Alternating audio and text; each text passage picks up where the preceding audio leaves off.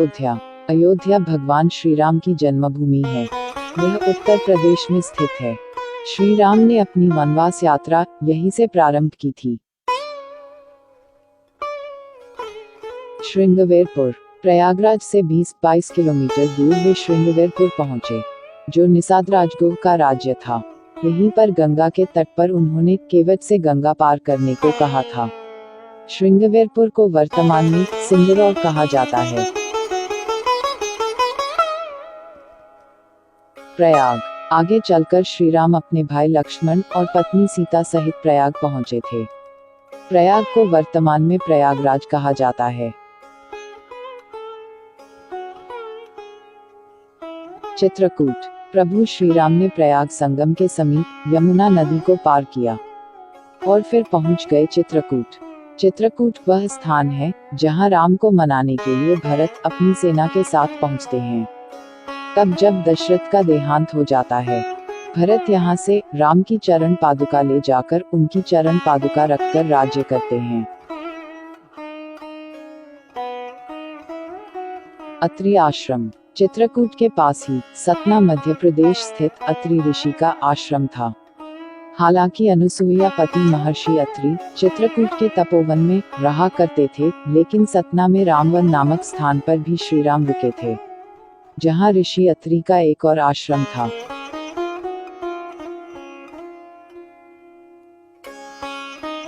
दंडकारण्य। चित्रकूट से निकलकर श्री राम घने वन में पहुंच गए। असल में यही था उनका वनवास। इस वन को उस काल में दंडकारण्य कहा जाता था। मध्य प्रदेश, छत्तीसगढ़ और महाराष्ट्र के कुछ क्षेत्रों को मिलाकर दंडकारण्य था। दंडकारण्य में छत्तीसगढ़, ओडिशा एवं आंध्र प्रदेश राज्यों के अधिकतर हिस्से शामिल हैं। यह शहर सीता रामचंद्र मंदिर के लिए प्रसिद्ध है। स्थानीय मान्यता के मुताबिक दंडकारण्य के आकाश में ही रावण और जटायु का युद्ध हुआ था और जटायु के कुछ अंग दंडकारण्य में आ गिरे थे। ऐसा माना जाता है कि दुनिया भर में सिर्फ यहीं पर जटायु का एकमात्र मंदिर है।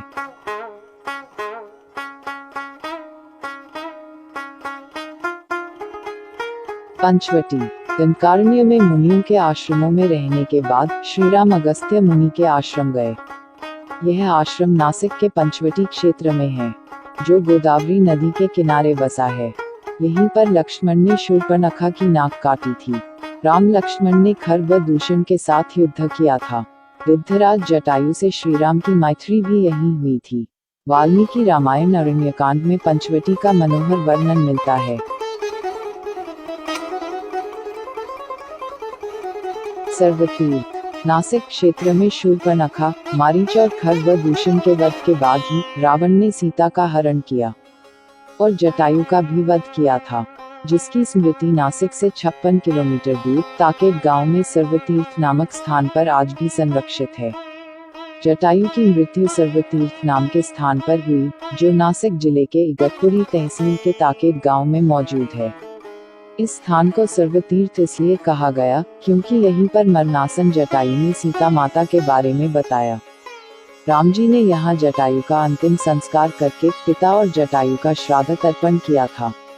इसी तीर्थ पर लक्ष्मण रेखा थी।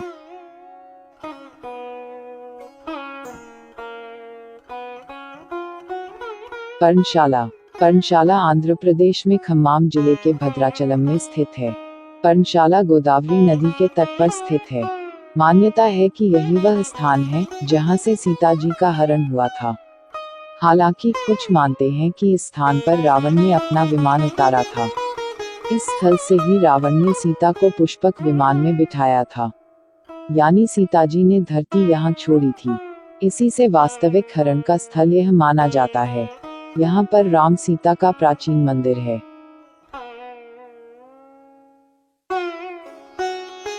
तुंगभद्रा।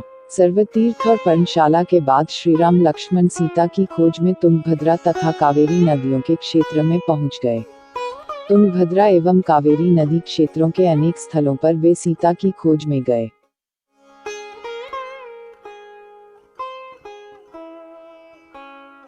शबरी का आश्रम। तुंगभद्रा और कावेरी नदी को पार करते हुए राम और लक्ष्मण चले सीता की खोज में। जटायु और कबंध से मिलने के पश्चात वे ऋषिमुख पर्वत पहुंचे। रास्ते में वे पंपा नदी के पास शबरी आश्रम भी गए, जो आजकल केरल में स्थित है। शबरी जाति से भीलनी थी और उनका नाम था श्रमणा। पंपा तुंगभद्रा नदी का पुराना नाम है। इसी नदी के किनारे पर हम्पी बसा हुआ है। पौराणिक ग्रंथ रामायण में हम्पी का उल्लेख वानर राज्य किष्किंधा की राजधानी के तौर पर किया गया है। केरल का प्रसिद्ध सबरीमलय मंदिर तीर्थ इसी नदी के तट पर स्थित है।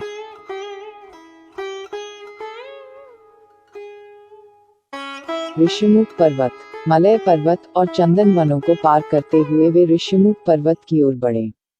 यहाँ उन्होंने हनुमान और सुग्रीव से भेंट की, सीता के आभूषणों को देखा और श्रीराम ने यहीं बाली का वध किया। ऋषिमुख पर्वत वाल्मीकि रामायण में वर्णित वानरों की राजधानी किष्किंधा के निकट स्थित था। ऋषिमुख पर्वत तथा किष्किंधा नगर कर्नाटक के हम्पी जिला बेल्लारी में स्थित है। पास की पहाड़ी को मतंग पर्वत माना जाता है। इसी पर्वत पर मतंग ऋषि का आश्रम था, जो हनुमान जी के गुरु थे।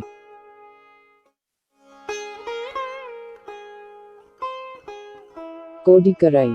हनुमान और सुग्रीव से मिलने के बाद श्रीराम ने वानर सेना का गठन किया और लंका की ओर चल पड़े। तमिलनाडु की एक लंबी तटरेखा है, जो लगभग 1000 किलोमीटर तक विस्तारित है। कोडिकराई समुद्र तट वेलांकनी के दक्षिण में स्थित है, जो पूर्व में बंगाल की खाड़ी और दक्षिण में पाल्क स्ट्रेट से घिरा हुआ है।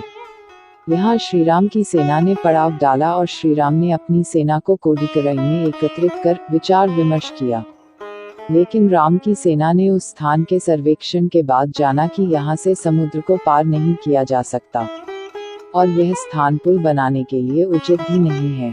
तब श्रीराम की सेना ने रामेश्वरम की ओर कूच किया।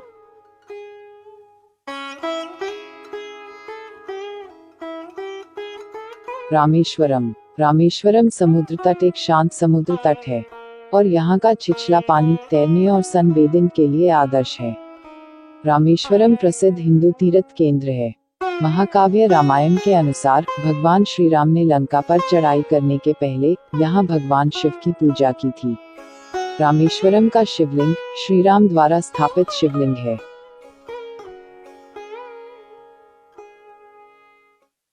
धनुषकोडी। वाल्मीकि के अनुसार 3 दिन की खोजबीन के बाद श्रीराम ने रामेश्वरम के आगे समुद्र में वह स्थान ढूंढ निकाला जहां से आसानी से श्रीलंका पहुंचा जा सकता हो। उन्होंने नल और नील की मदद से उक्त स्थान से लंका तक का पुनर्निर्माण करने का फैसला लिया।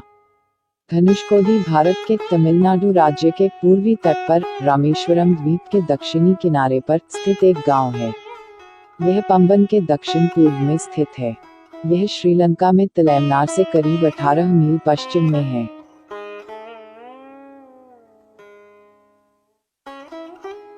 नुवारा एलिया पर्वत श्रृंखला। वाल्मीकि रामायण अनुसार श्रीलंका के मध्य में रावण का महल था। नुवारा एलिया पहाड़ियों से लगभग 90 किलोमीटर दूर बांद्रवेला की तरफ मध्य लंका की ऊंची पहाड़ियों के बीचों बीच सुरंगों तथा गुफाओं के भंवरजाल मिलते हैं। यहाँ ऐसे कई पुरातात्विक अवशेष मिलते हैं जिनकी कार्बन डेटिंग से इनका काल निकाला गया है। तो ये थी राम वनवास यात्रा के मार्ग की संक्षिप्त जानकारी। वीडियो कैसा लगा हमें कमेंट करके अवश्य बताएं और अपने दोस्तों को भी शेयर करें। जय श्री राम।